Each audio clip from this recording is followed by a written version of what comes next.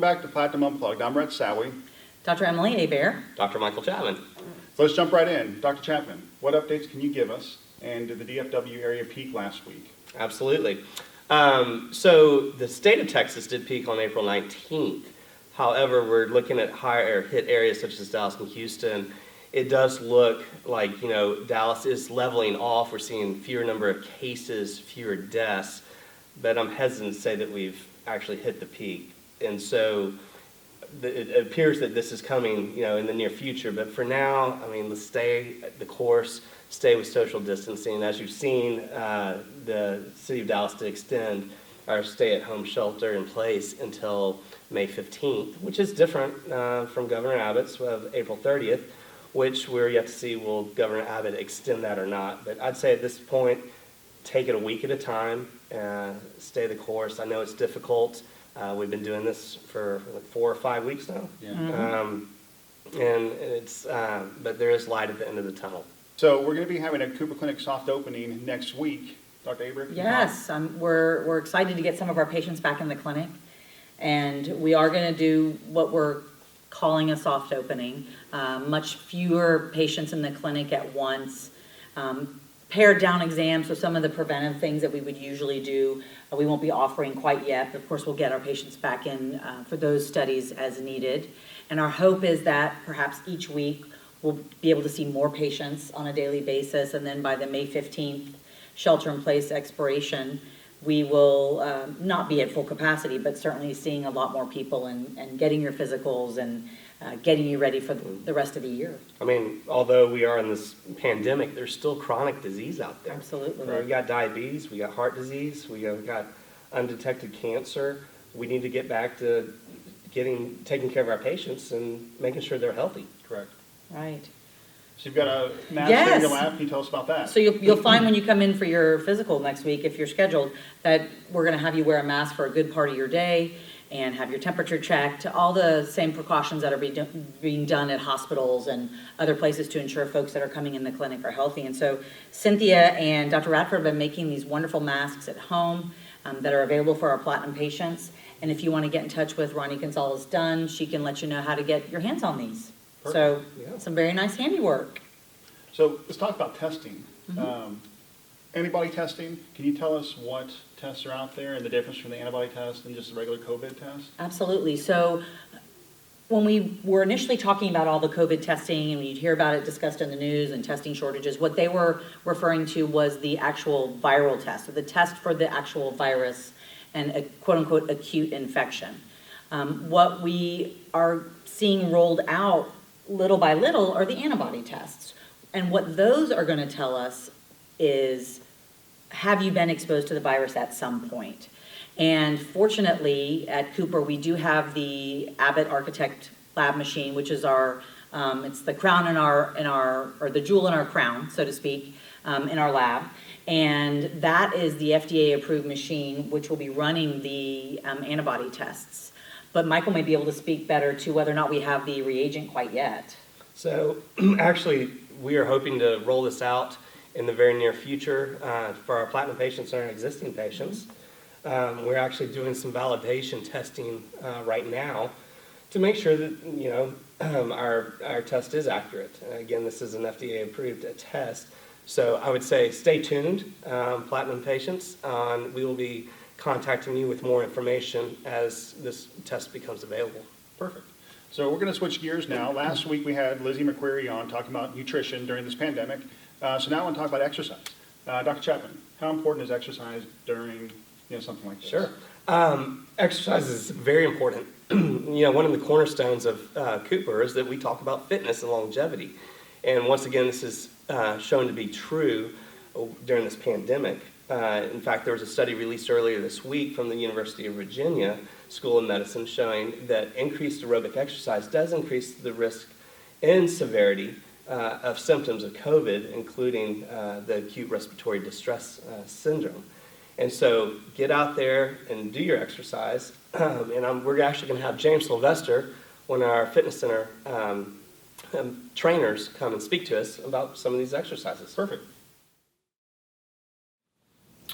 Thanks, Dr. Chapman. My name is James Sylvester, professional fitness trainer here at the Cooper Aerobic Center, and I'm here to demonstrate some exercises for you guys at home without any equipment, and I think this will be very beneficial for you.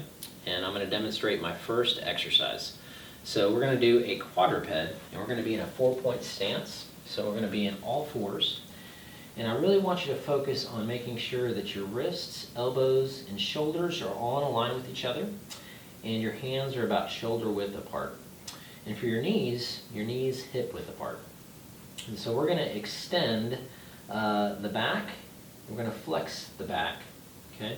And I want you to find the middle, and that's where we're going to hang out. So we're going to do a full extension, opposite arm, opposite leg, and we're going to reach in the middle. Just like so, at this tempo. And we're going to shoot for about 10 to 15 reps on each side, just like so. And obviously you would switch after the 10 to 15th rep, and you do the opposite side, just like so. And if you feel like the exercise is too easy for you, you can always bring your elbow or your knees and your hands closer together for a less stable base, and this will make it a lot more challenging. If you feel like it was too difficult for you and you were too unstable, you can go for a much wider base, and this will help you out significantly. So the next exercise we're going to work on is something with a pillow, which most of you at home have, and a coffee table. So this is going to be a plank with a knee tuck. So we'll get in a plank position, and as you extend, I want you to focus on your low back, because you can really injure your low back if you're not careful. So if you notice that sink right there, that right there is very, very bad for your back. So we don't want to be there. We also don't want to be up here because we're losing a lot of core stabilization and strength. So we're going to try to find that middle ground with a little bit of a pelvic tilt. And from that position, we're going to work on tucking the knees for about 10 to 15 reps on each side. This tempo is about right where you need to be. You don't really want to rush it. Slow and easy going is the way to go. Okay? Then our next exercise is going to be a push-up. So I'll demonstrate the different types of push-ups we can do here. So the first one I want to show you guys is just the push-up on the knees. Now notice how I'm coming down slow, and I'm extending all the way through my arms, and my head is neutral. So I'm not extended and I'm not flexed, just like so, 10 to 15 reps. If you feel like this is not enough of a challenge, we can go to the toes.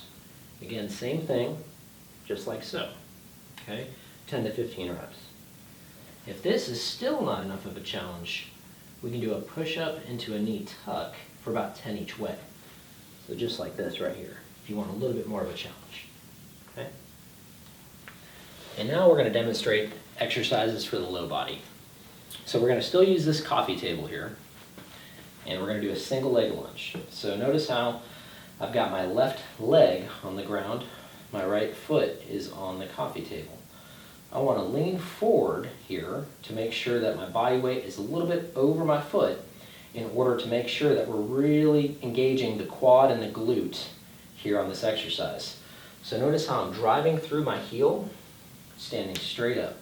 Don't lock your leg, just to a soft bend for about 10 to 15 reps, just like so. And obviously you would switch your legs, okay? So now we're going to work on this right side, so you can get another good view of this. And so I'm driving through my right heel. This left toe is just along for the ride.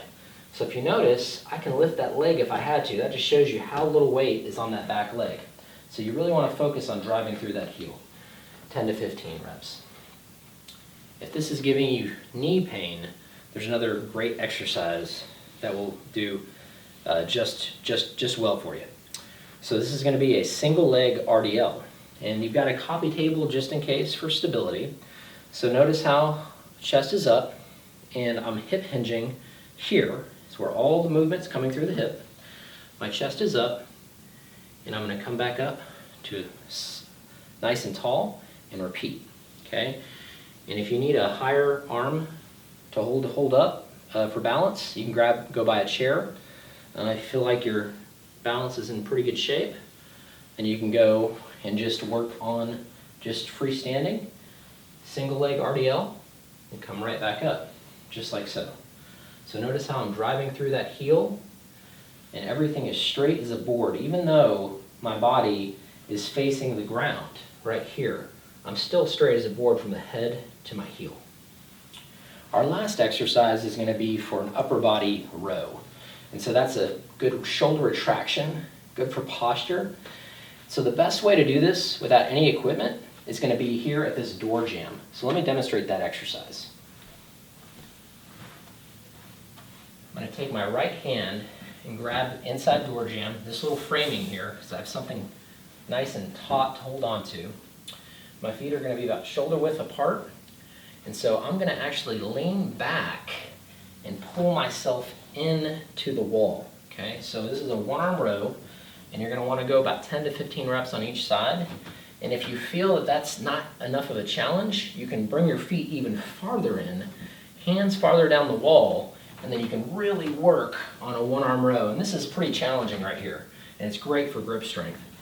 And then obviously you do the other side, flip directions, 10 to 15 reps. So these are the 6 exercises that I think will be very beneficial for everybody at home. And if you have any questions or concerns, my phone number is going to be on the screen. You can contact me. And I hope you guys stay safe and healthy during this odd time we are in right now. Again, my name is James Sylvester. Thanks so much. Thank you, James, for all that great information. I never knew that you could use your door frame for exercise, so those were some really handy tips. Yeah, so James just showed us how you can work out at home for some strength training. I know a lot of you guys like to get out and do some cardio, walking, running, biking. So I'm going to shoot you off to Dr. Reva Rawl to talk to you about doing that safely. Thanks, Red. So in addition to working out indoors for strength training, it is important to get outdoors or do some sort of aerobic exercise or cardio physical activity. The question is, do I need to wear a mask or not wear a mask if I'm outdoors? I would say if you're getting out pretty early in the morning to walk your dog or to run or walk in your neighborhood and it's unlikely you're going to run into other people, you can probably do so without a mask. Just be sure and check the local regulations in your city or county to make sure you're doing so legally. But if you're going to go out on the North Haven Trail or the Katy Trail or other parks where there are people outdoors, it's important to wear a mask, not just for your safety, but also for other people who may be out there. Now, if you don't have a surgical or medical mask, you can certainly make one from things you have at home. If you don't have access to one that a lot of people are sewing at home, you can take something like a bandana and use it like this. Make sure you cover both your nose and your mouth. You can also take something like this, which is flexible, cover everything up. Just make sure that you're safe and you get your activity so that you stay healthy. Thank you for all that information, Dr. Rawl. So any parting thoughts, words of wisdom? Yeah, I think we have all been through a lot over the last 5 weeks. It's a very stressful time for everyone, but making sure that we are having some fun, finding some joy in our day is important. And we'd like to show you how we're trying to have a little bit of fun at Cooper and the Platinum program during these difficult times.